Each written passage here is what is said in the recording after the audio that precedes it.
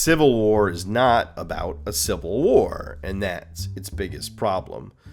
The discussion on Civil War seems to be between those complaining that it avoids politics and doesn't pick a side, and those claiming it is some misunderstood masterpiece. Well, I think I understand it just fine.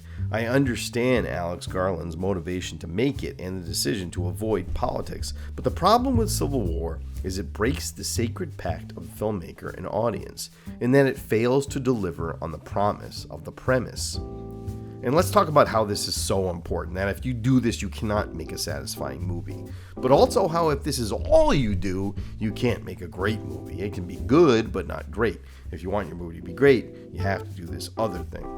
But we'll talk about that at the end. Civil War has little to do with Civil War. It is war journalism, the movie, and its premise follows 4 war journalists in a country torn apart by fictional war. But the fictional war matters little. It could be about anything, and does not resemble any sort of civil war that would take place in reality. Sure, there are some subtle undercurrents of themes, the horrors of war, the divisions between Americans, yada yada yada, but it is not what the audience expected or wanted. And the movie makes weird decisions that undercut its ability to say anything about the current state of the modern political divide. The Civil War is not based on the political division we are currently experiencing. Instead, it imagines a fascist president in his 3rd term, and Texas and California have formed a union to take out the president. This is something that would never happen in reality. And sure, it's a movie. Movies don't have to be realistic.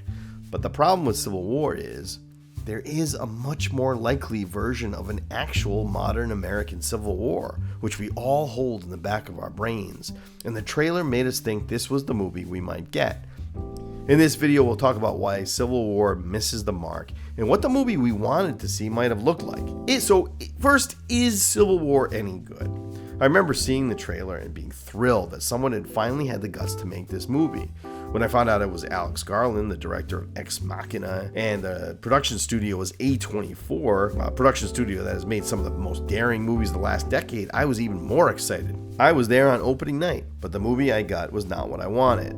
And this is the problem. Even though the movie I got was okay, it was just not what was promised. Was it any good? It's well directed and shot with strong performances. There's a lot of good here. There's also some shit that is not so good. For example, really? She uses film on a battlefield? What kind of hipster bullshit is this? And the idea that these forces would just respect that they are journalists and let them tag along and not shoot them on sight is something that would never happen in modern day America, where journalists have basically been turned into the enemy. And the biggest problem with the movie is that it's just not the movie we wanted. And I think that is a valid reaction. Even if you think the movie is great, I also understand why Garland made decisions that would distance his film from politics. The fear was that this movie would pick sides, and being a product of liberal Hollywood, it would be more likely to side with the left. Any attempt at partisan politics would have doomed this movie to become preachy bullshit.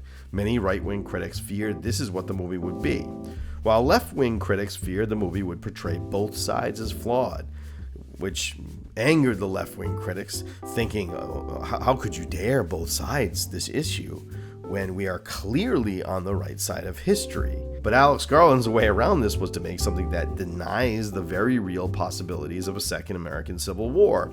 Garland is right to think that taking sides would make this movie something that can only add to the division between Americans, but its solution is terrible. Now, some people were not so excited about this movie. Some people were not lining up on opening night like I was. Some people believe no one should make a movie like Civil War in a time like this when Americans are so divided. They believe it is irresponsible. And here's why they're wrong. We need movies that challenge the audience and take on difficult subjects. Sure, it will piss some people off. That's the point. Some of us want to be challenged by our stories. We live for it. And if you piss off the rest of the audience, good. Use the controversy to drive ticket sales. This is what an exploitation filmmaker would have done back in the day. And while normally I would say it makes no sense to talk about what a movie isn't and only talk about what a movie is, this movie is different. This is one of those ideas that's been out there. Yeah, Alex Garland was the first to do it, but he's not the first to think of it. In the past few years, there have been multiple books, podcasts, TED Talks, YouTube videos, and more, all exploring the idea of what would happen in a modern-day civil war. The idea of a second American Civil War is such a great idea, the audience automatically imagines the movie they might see. And what we got instead is War Journalist, the movie. This creates a problem. In Blake Snyder's Save the Cat, he talks about the promise of the premise. This is typically what happens in early Act 2. The audience will get what they came for, what was promised in the trailer. If you don't deliver on this promise, the audience feels cheated. Now, like I said before, this does not make for a great movie. This is just to fulfill the expectations of the audience. In order to make a great movie, you must in the first half of the movie deliver the promise of the premise, and in the second half, you must deliver something we didn't see coming, a movie we didn't know we were getting. Check out Parasite or Eternal Sunshine of the Spotless Mind, The Florida Project, or Under the Skin as great examples of movies that do just this. Now, Civil War gives us the unexpected, sure, but it doesn't give us what was promised. It doesn't satisfy the itch created by the idea. And this is what those defending the movie as a misunderstood masterpiece do not understand. We really wanted that movie promised by the trailer.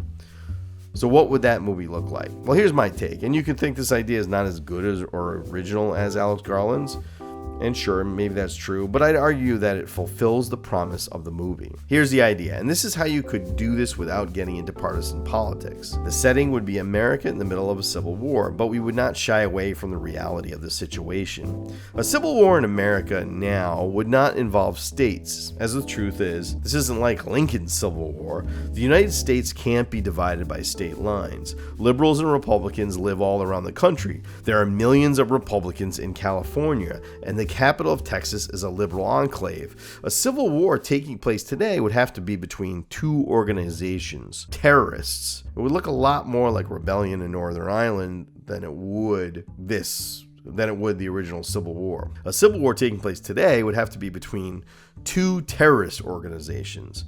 We can imagine a right-wing and a left-wing terrorist group emerging out of one of the many groups on each side of the culture war.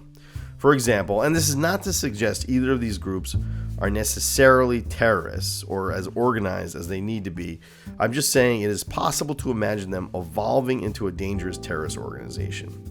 Something like Antifa, which in real life is certainly not organized enough, or the Proud Boys. Imagine these two groups grew into real threats and began warring against each other. And now in order to avoid picking sides and to actually address the issues, unlike what Alex Garland did, you would need two protagonists, a right wing and a left.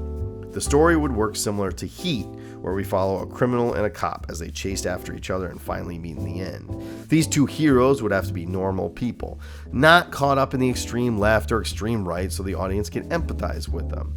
The inciting incident would create some tragedy that would push the heroes into the conflict. Now, let's say both have a loved one who is killed in a terrorist attack. The tragic death would push the protagonist into the conflict. They would be recruited by someone from the various sides. We would watch as they're drawn deeper into conflict, brought in to commit some horrible terrorist act in revenge for the loss of their loved ones. Eventually, the two protagonists would come into conflict with each other.